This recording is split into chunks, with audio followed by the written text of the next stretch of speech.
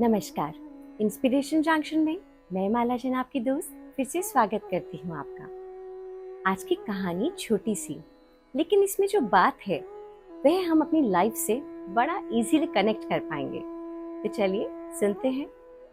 एक बार एक गांव में एक बिरजू नाम का आदमी रहता था, जिसकी एक बड़ी बुरी आदत थी कि वह किसी के भी बारे में बिना पूरा सच जाने कुछ भी बोल दिया करता था, और फिर उसकी कही बात पूरे गांव में जंगल की आग की तरह फैल जाती। और इस बार इसकी इस आदत का निशाना बना इसका पड़ोसी राजू।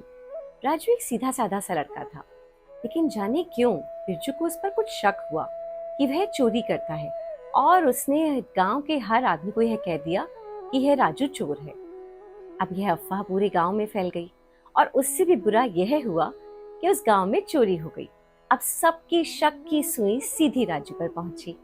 मामला पंचायत तक पहुंचा, लेकिन सरपंच जी की समझदारी से राजू निर्दोष साबित हुआ और एक दूसरा असली चोर दोषी साबित हुआ। लेकिन इस बार राजू चुप नहीं बैठा।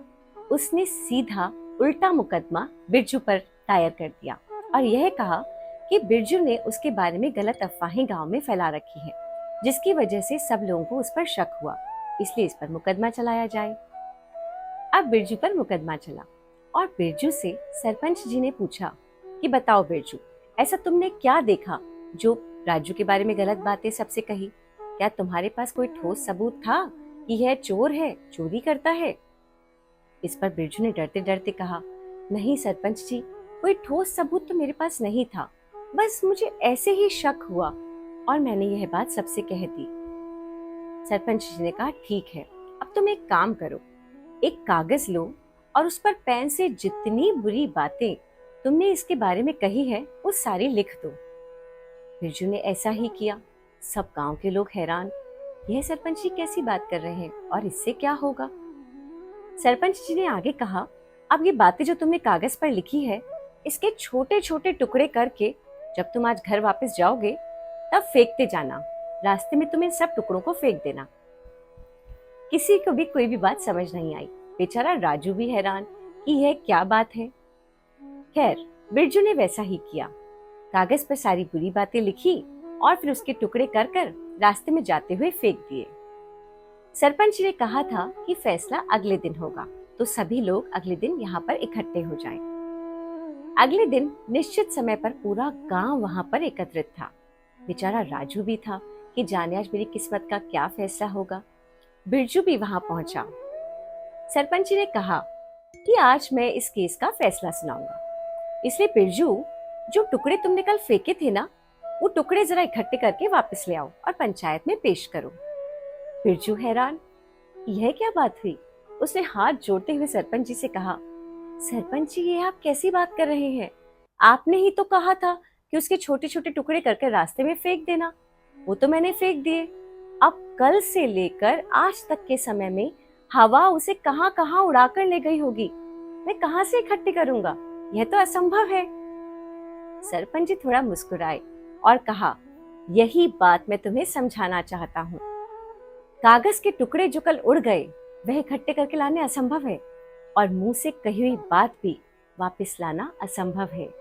जो बात तुमने बिना जाने बिना सच को माने सबको कह दी, इस बेचारे राजू के बारे में, इतनी गलत अफवाह से उसकी जिंदगी पर कितना बुरा असर हो सकता था।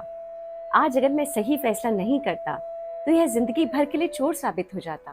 क्या तुमने यह सोचा था? अब बेचारे बिरजू की हालत काटो तो खून नहीं जैसी। उसे अपनी ही आदत पर शर्मिंदा होना पड़ रहा था। सरपंच जी ने उसको समझा बुझा कर थोड़ा जुर्माना वरमाना ले देकर रिहा कर दिया, लेकिन पूरे गांव में उसकी जो बदनामी हुई वो अलग। एक अपनी बुरी आदत के चलते बिरजू को कितना कुछ भुगतना पड़ा। यह तो हुई बिरजू की बात। अब जरा हम इसे अपनी लाइफ से कनेक्ट करके देखते हैं। मैं मानती हूँ ऐसा सब तो हम नहीं करते हैं, लेकिन हाँ, किसी की थ्रू एंड थ्रू बातों को सुनते तो जरूर हैं और मजे भी लेते हैं, यह कहकर, अच्छा उसने ऐसा किया, बताओ आजकल तो जमाना ही खराब है। और यही नहीं रुकते, इसके आगे हम इस बात को फॉरवर्ड भी करते हैं, सुना तुमने, मैंने तो ऐसा सुना है, लेकिन देखो तुम किसी को मत कहना। अरे जब ये बात आपसे कहे बगैर नहीं रहा जा रहा है तो दूसरे का तो क्या भरोसा कि वो कहेगा या नहीं कहेगा। इसलिए जरा सोचिए कि जिसके बारे में हम बात कर रहे हैं उसके बारे में हम पूरा जानते भी नहीं हैं और उस बात को आगे फैला रहे हैं।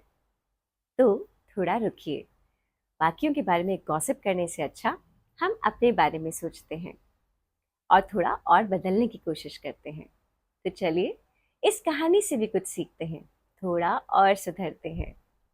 ऐसी ही कहानी लेकर फिर से जल्द मिलूंगी। तब तक आप अपना और अपनों का खूब ख्याल रखिए।